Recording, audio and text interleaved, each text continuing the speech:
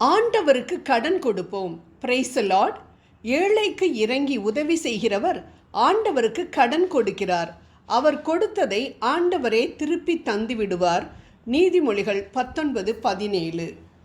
எவ்வளவு ஒரு பாக்கியம்! வானத்தையும் பூமியையும் படைத்து ஆண்டு வருகின்ற நம் ஆண்டவருக்கு நாம் கடன் கொடுக்கின்றோம். எப்பொழுது? ஏழைகளுக்கு இறங்கும் பொழுது.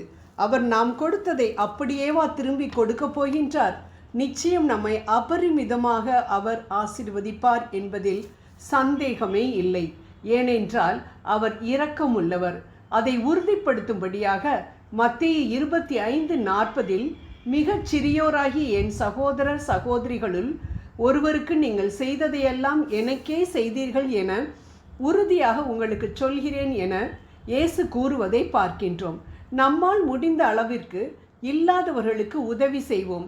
உங்கள் அங்கியை எடுத்துக்கொள்ள விரும்புபவர்களுக்கு உங்கள் மேலுடையை எடுத்துக்கொள்ள விட்டுவிடுங்கள். மத்தேயு 5:40 என்று சொன்ன இயேசுவின் வார்த்தையை எப்பொழுதும் நினைவில் கொண்டிருந்தோம் என்றால் நிச்சயம் நாம் மற்றவர்களுக்கு மனம் கோணாமல் உதவுவோம், ஆசீர்வாதங்களையும் பெற்றுக்கொள்வோம்.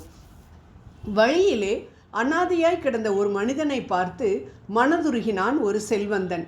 தன்னுடைய பையை பிரித்து அதிலிருந்து 10,000 ரூபாயில் 9,000 ரூபாயை அவனுக்கு கொடுத்தார். ஆனால் அந்த ஏழை மனிதன் கொடுத்த செல்வந்தரை நைய புடைத்து மீதம் இருந்த 1000 ரூபாயையும் எடுத்துக்கொண்டான். ஆம், ஆண்டவர் நமக்கு சுகம், பலன், ஆரோக்கியம் தந்து சம்பாதிக்கவும் கிருபை அளித்திருக்கின்றார். அதில் ஆண்டவருக்குரியதை அவருக்கு கொடுக்காமல் விட்டால் அது எவ்வளவு பெரிய வஞ்சனை! உலகமெங்கும் போய் நற்செய்தியை அறிவியுங்கள். மார்க் 16:15 என்ற மகத்தான வேலையை நாம் ஒவ்வொருவருக்கும் அவர் கொடுத்துவிட்டு சென்றிருக்கின்றார்.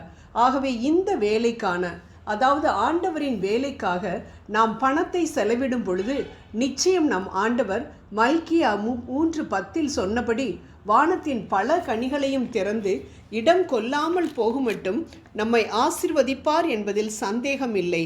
ஏனென்றால் அவர் வாக்கு மாறா தேவன். ஒவ்வொரு மாதமும் சம்பளம் வந்தவுடன் ஆண்டவருக்கென்று ஒரு தொகையை எடுத்து வைப்போம். அதை அவரது வேலைக்காக செலவழிப்போம். அந்த பணத்தை வைத்து ஏழைகளுக்கு உதவலாம், விவிலியம் வாங்கி கொடுக்கலாம், ஆண்டவரின் வேலையை உத்தமமாக செய்பவர்களுக்கு கொடுத்து உதவலாம். அதிக ஆசீர்வாதம் வேண்டுமென்றால் அதிகமாக கொடுக்க வேண்டும். கோழியை வெட்டி சமைக்கும் பொழுது அதில் பச்சை நிறத்தில் உள்ள பித்தை எவ்வளவு கவனமாக எடுத்து எறிகின்றோம்.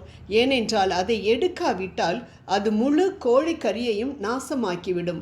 அதே போல்தான் நாமும் ஆண்டவருக்காக பணம் எடுத்து வைத்து செலவழிக்கவில்லை என்றால் முழு வருமானமும் பாழாய் போகும்.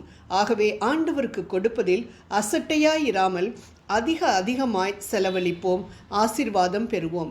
அன்பானவர்களே, இந்த மாதம் நாம் மல்கியா 3:10 சொன்னபடி ஆண்டவர் சொல்லுகின்றாரே, என்னை சோதித்து பார் என்று.